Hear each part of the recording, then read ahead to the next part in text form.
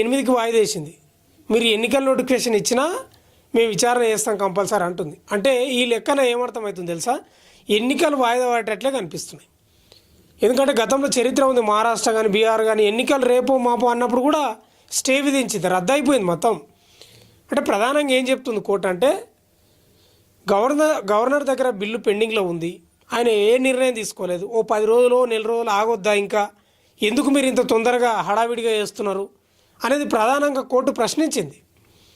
ఇక advocate general ఏమో ఇక మా ప్రభుత్వ పెద్దలతో మాట్లాడి చెప్తా అని ఆయన బయటకు పోయి ఫోన్ చేస్తే ఎవరు ఫోన్ లేపలేదంట, అందుబాటులో లేరు, ఇక నోటిఫికేషన్ ఇచ్చేదే తర్వాయి అని ఆయన చెప్పిన పరిస్థితి కనిపిస్తుంది. ఓ రకంగా ఇప్పుడు మాధవరెడ్డి పోతాడు, ఎందుకంటే అందరికీ హక్కు ఉంది, హైకోర్టులు ఉన్నది గందుకే, న్యాయస్థానాలు ఉన్నది గందుకే, ఎవరి హక్కులను వాళ్ళు వినియోగించుకుంటారు. కానీ అసలు ప్రభుత్వం ఏం చేయదలుచుకున్నదో అర్థమైతే లేదు. ఈ జీవో దేనికే 1.5 సంవత్సరాలు అవసరమా నాకు అర్థం కాదు. ఈ జీవో దేనికే ఇన్ని నెలలు ఎందుకు తాత్సర్యం చేసిండ్రు, ఇది పెద్ద అదే కోర్టు కూడా అదే అనేది, చట్టబద్ధంగా ఇవ్వాలి, మీరు మంచిదే రిజర్వేషన్లు ఇవ్వడం తప్పేం కాదు, కానీ రాజ్యాంగానికి విరుద్ధంగా, సుప్రీంకోర్టు ఆదేశాలకు విరుద్ధంగా మీరు ఇస్తే ఎట్లా, మీరు ఎందుకు ఇంత తొందరపడుతున్నారు, ఓ 10 రోజులు ఆగొద్దా, ఏంది మీ పరిస్థితి అసలు అర్థమైతే లేదని చాలా సీరియస్ అయింది.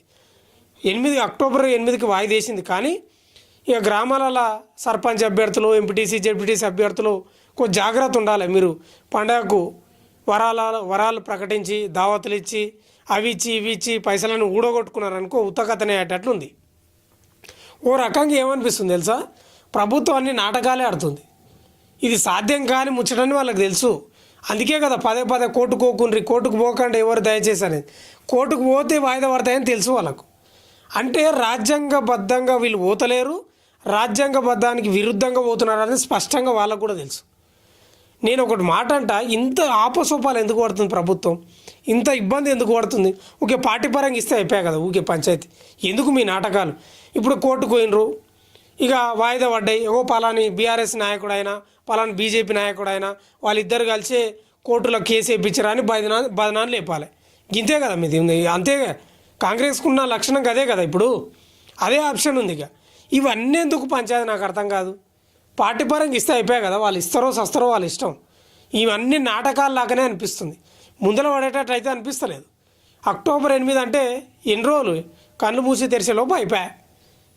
ఏందో ఏం కథనో తెలియదు. కానీ బుట్టంగారి మాధవరెడ్డి ఏమంటున్నాడు అంటే, నాకు పోయే హక్కు ఉంది, పోయినా తప్పే ఉంది, ఇక మా హక్కు లేకపోతే ఈ కోర్టులు ఎందుకు, న్యాయవాదులు ఎందుకు, పోలీస్ స్టేషన్లు ఎందుకు, 100% పోతాం, మాకు రాజ్యాంగం కల్పించింది హక్కు అని ఆయన అంటున్నాడు. కానీ ఓ రకంగా చూస్తే ఇక ఈ ప్రభుత్వమే నోటిఫికేషన్కి రెడీ అయింది, రేపో మాపో ఇచ్చేటట్లుంది. కానీ ఓ రకంగా చూస్తే వాయిదా పడేటట్లే కనిపిస్తున్నాయి, ముందర పడేటట్లయితే ఏం కనిపిస్తలేవు. మరి ఏం జరుగుతుందో ఏం కథనో తెలియదు. కానీ మొత్తమే అయితే బీసీ రిజర్వేషన్లకు సంబంధించి కాంగ్రెస్ ప్రభుత్వం ఆడుతున్న నాటకాలు అందరూ గమనిస్తున్నారు. పార్టీ పరంగా ఇచ్చి ఊకే బయట పడితే అయిపోయేదానికి ఇంత ఆపసోపాలు ఎందుకు, ఇట్లా ఉంది రిజర్వేషన్లకు సంబంధించి. ఇక తమిళనాడులో తొక్కిసలాట జరిగింది, ఒక కార్నర్